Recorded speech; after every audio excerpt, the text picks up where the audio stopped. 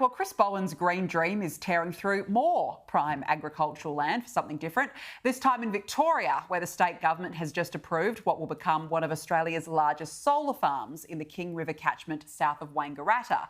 It's so bad, eminent planning expert Michael Buxton has described the proposed $750 million project as the autocratic imposition of a project without any regard for the principles of liberal democracy. Joining us now is Environment Editor at The Australian, Graham Lloyd. Graham, nice to catch up. Thanks for joining us.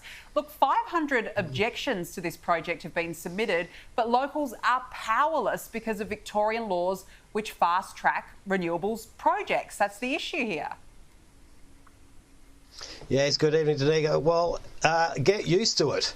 I think you're seeing as the urgency becomes more acute to roll out these renewable energy projects to replace coal, all the protections and laws that were there to give people a fair say are being stripped away. Victoria was never particularly generous in the way it considered complaints. The last vestige of having a say was stripped away, I think, last year. Now there's complete control from the minister to roll these things out. And we're seeing this at a federal level as well with changes to the EPBC. A large part of it is to give the minister the power to override any objections to the deployment of transmission lines, wind and solar projects and other things. Graham, I want to ask you about a Victorian Labor MP who's boasting about the amazing results of his state's renewables transformation. Tim Richardson is the MP. Let me read for you his tweet. Victoria has delivered 42.4% of electricity generated from renewable energy sources in 2024-25. Now he goes on to say it means lower power bills, energy security and action on climate change. Is this guy living in a parallel universe? The Labor government's action on climate change has done nothing to change the climate. I'm not sure how making electricity reliant on the weather helps energy security. And I'm pretty sure most Victorians aren't experiencing lower power bills. What planet is he on? Well, he uses a sleight of hand to make two untruths. The sleight of hand is that there may be a total contribution for renewables to the power production, but the issue is when does that power arrive? There were large parts of Victoria in 2024 when there was a wind drought and the windmills were producing hardly anything for an extended period of time, and that is resulting in power bills staying high. And certainly we might be taking action on climate change, but we're not having any impact on climate change. They're two quite different things. Yeah, I wonder if Chris Bowen knows that. I doubt that he does on the crusade that he's on. Now, look, the incoming president of the Nationals Farmers Federation is warning that food production is being threatened by a lack of domestic supply of fertiliser, fuel and farm chemicals, as well as energy infrastructure and carbon schemes that are, of course, just eating up farmland. Hamish McIntyre has told The Australian a number of major issues need urgent addressing if the nation is to meet and build on a target of $100 billion in agricultural production. Graham, I mean, it is the farmers, as we know, who are suffering the most from this renewables rollout, but this is a pretty dire warning now.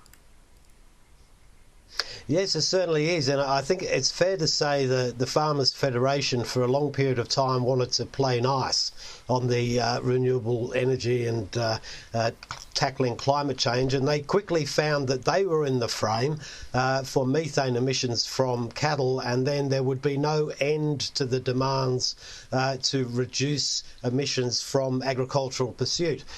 What this warning is, it really lifts the urgency up considerably, because it says the inputs into farming in terms of fertilisers and other chemical inputs rely on the fossil fuel industry. They are carbon intensive, and we're seeing the price of those increase and the availability of those become more scarce. This is a threat to production, and when you put that on top of the quarantining of arable land for renewable projects and the social dislocation from transmission lines and other things, farmers have woken up and said, well, hang on a second, this is not what we signed up for. Graham, I want to ask you about the Nationals' decision to dump net zero by 2050. You would have heard Matt Canavan earlier saying they're still committed to emissions reductions, but at the average reduction of OECD countries rather than Bowen's, running ahead. Want to ask what you thought of that decision. Is that a good move by the Nationals? I think it's a pragmatic political decision by the Nationals to take the route they have. And I think they've really retreated to the position that was argued by John Howard and as far back as Paul Keating, that Australia should calibrate its response to what is actually happening in other parts of the world. Other parts of the world are going cold. We are forging ahead, but I think we're going to see a moderation from all directions. We're seeing key leaders in other parts of the world start to say, well, this is easy to talk about, it's hard to do. You would have to say that is the position that the Albanese government finds itself in. That's given cover for the Nationals to actually retreat. They don't want to be seen as, well, this is the climate wars, let's go to battle. They're saying let's have a reasonable position that we can argue, and I think that's probably a good thing. Yeah, look, it's going to be interesting as well what happens now with the Liberals to see if they can come to some sort of unified coalition agreement on it. Graham Lloyd, great to have you on the show this evening. Thank you so much for joining us. Appreciate it.